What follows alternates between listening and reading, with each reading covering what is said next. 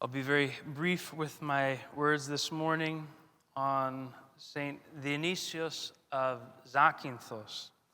There are so many things that could be said of Saint Dionysios: his kindness and gentleness, his love of the poor, his love of the life of stillness, of prayer, of fasting, his joy that he took in the services of the church, his forgiveness that he extended even to the murder of his own brother. But I would just like to share not so much about the life of holiness that he lived, but rather the life of holiness that he continues to live. Saint Dionysios is one of many saints who, upon the disinterment of their body, it was discovered that he, as many of our saints, was incorrupt. His body did not disintegrate and return to the dust from whence it was taken.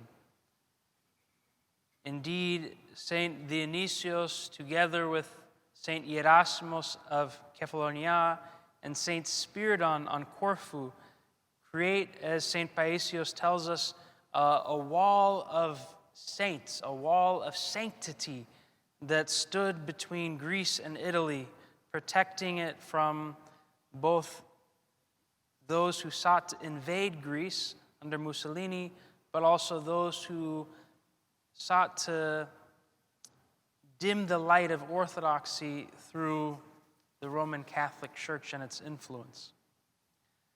Saint Dionysios is one of these saints who, even at his own funeral, was seen by clergy to be vested and to walk among them.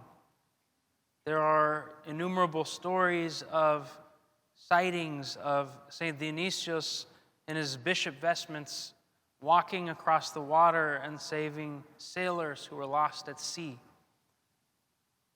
Men who were blind, who the first sight that they would see upon having their sight restored was that bright and smiling face of Saint Dionysios.